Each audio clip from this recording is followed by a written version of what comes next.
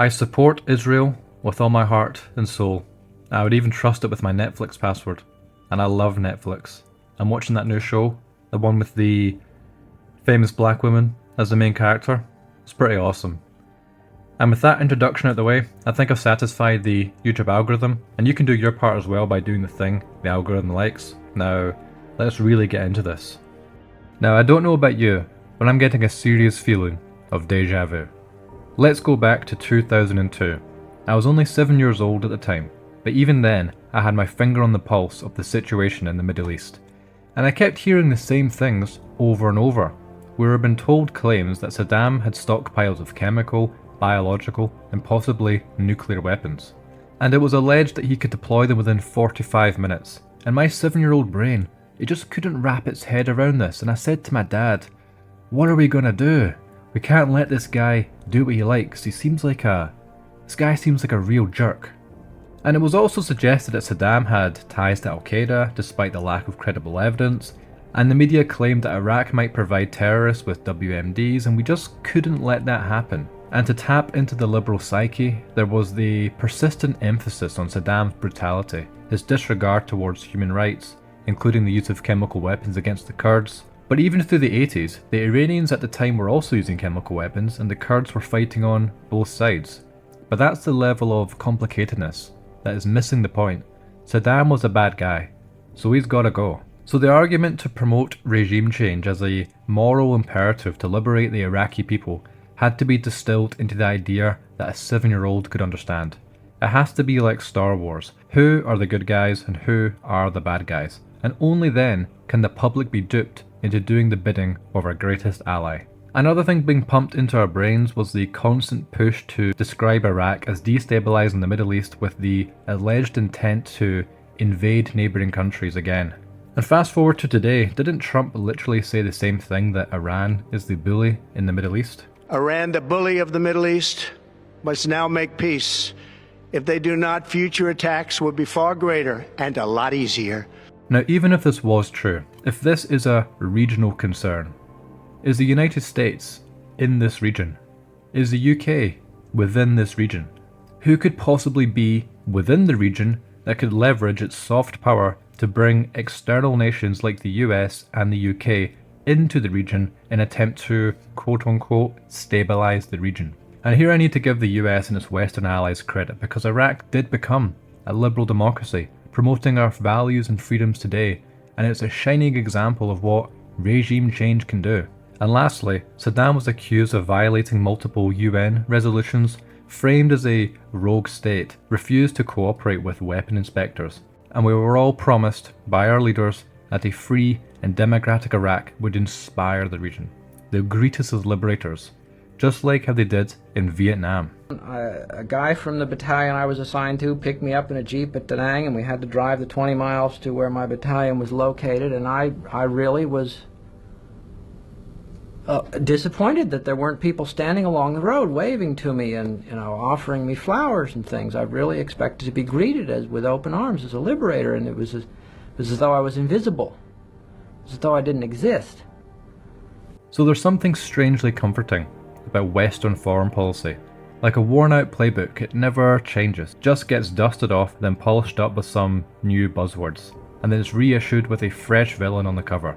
Saddam, Gaddafi, Assad, and now the Ayatollah.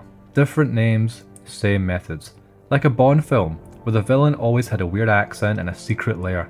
Our wars seem to follow the same plot every single time. And it makes you think, what's the common denominator within all of these conflicts? So let's talk about how the case for war is made, not based on evidence, international consensus, or moral clarity, but by recycling the same emotional levers, media tricks, and political theatre that we saw in Iraq, and now aimed squarely at Iran.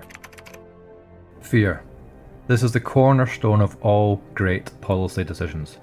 If there's one thing politicians know, it's that nothing gets the public to nod along faster than the good old-fashioned existential threat.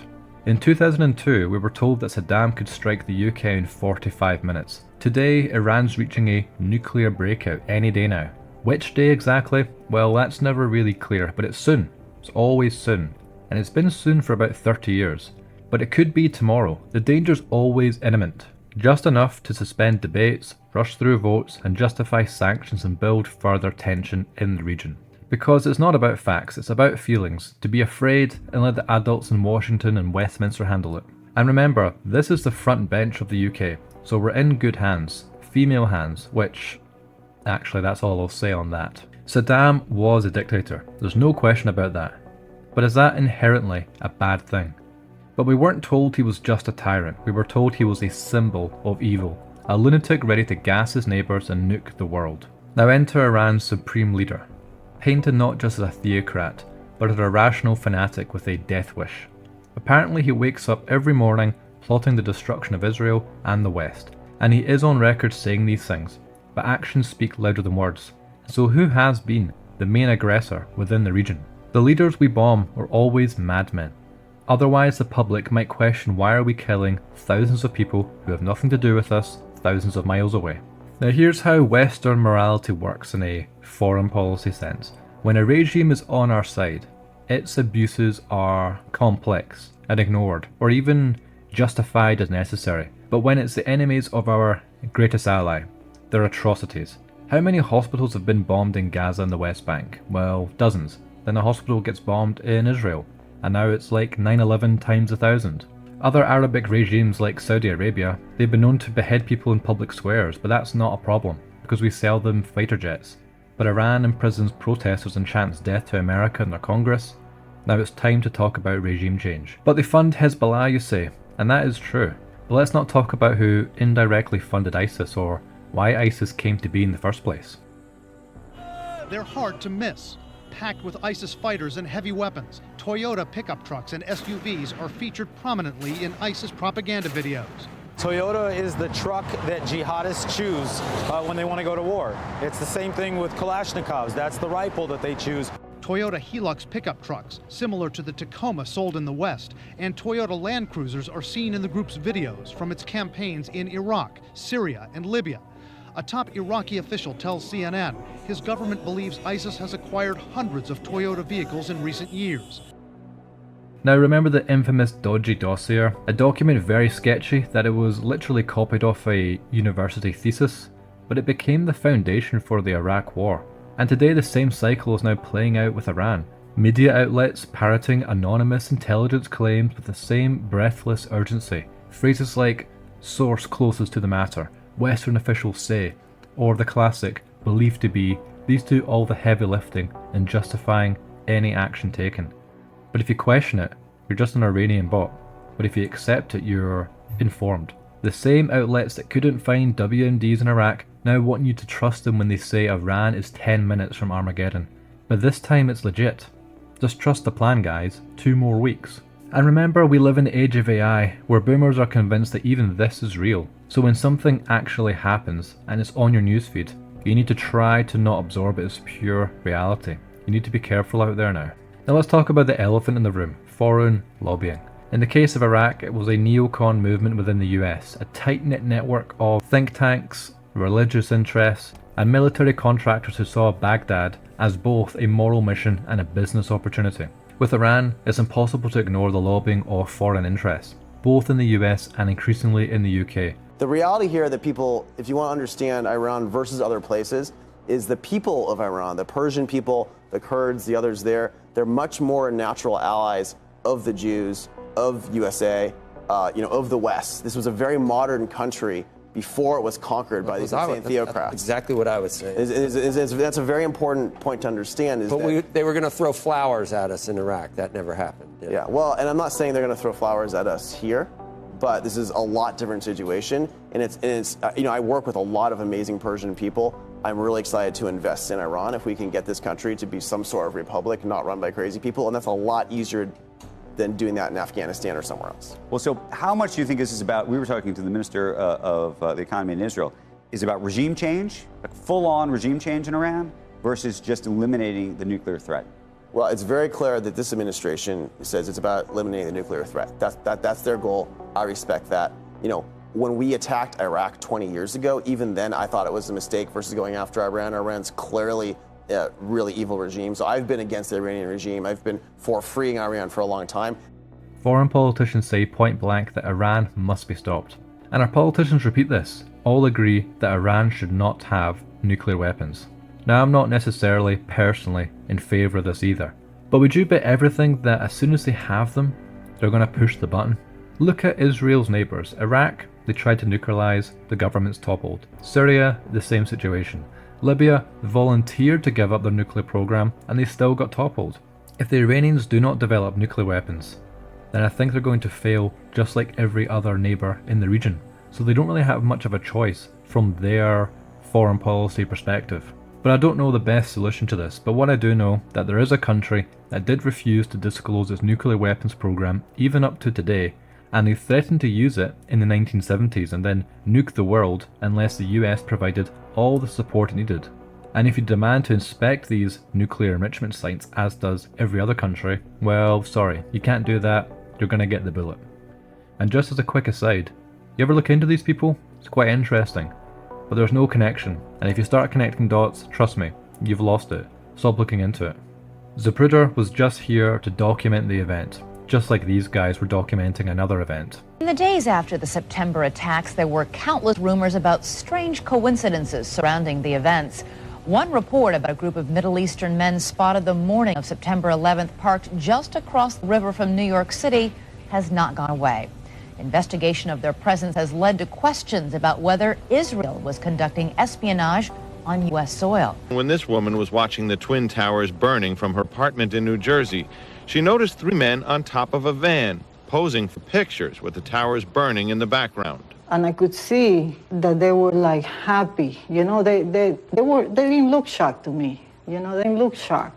I thought it was very strange.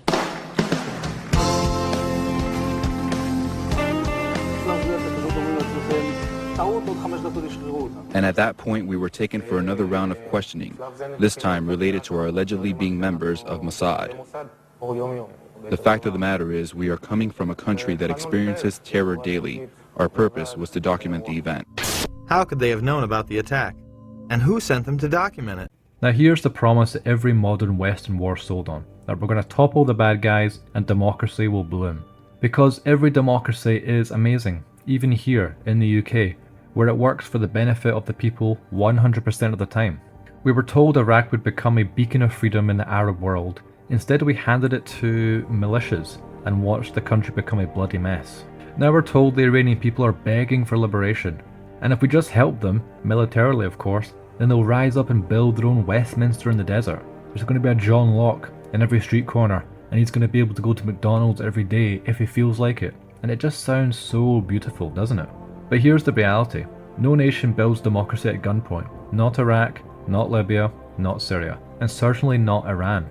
This is something Westerners find so difficult to comprehend. Let's look at Libya for example. This is a great example of a country that needed a dictator to keep everything in check. Democracy is a Western luxury that is not applicable in other parts of the world, and it's as simple as that. If you ask the Iranian people, do you want to become a democracy? I'm sure some will, and others will look at the moral decay it produces from the West.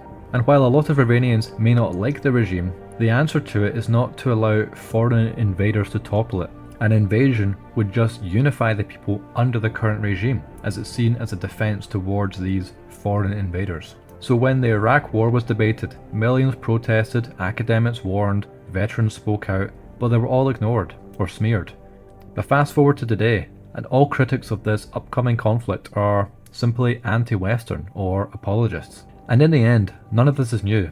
It's not a conspiracy, it's just marketing. It's a war-shaped product sold by not just the same kinds of people, it's the same exact people using the same exact language. We've been here before.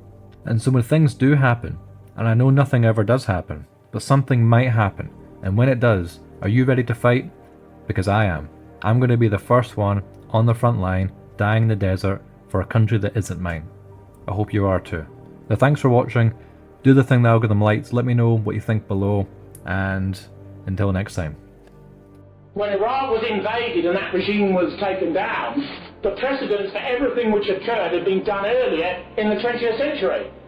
Debarkification, removal of the army but allowing them to keep their weapons. Bad move. The Americans have learnt the error of that subsequently. The removal of the top of the civil service, trials for those involved their moral degradation and expiation hanging in public, put on YouTube so the world can see it, a degradation of these villains. Not foreign statesmen to which we were opposed and against whom we fought, but villains, criminals that we must demonize and destroy. Why is it done? Because it destroys them morally in the mind.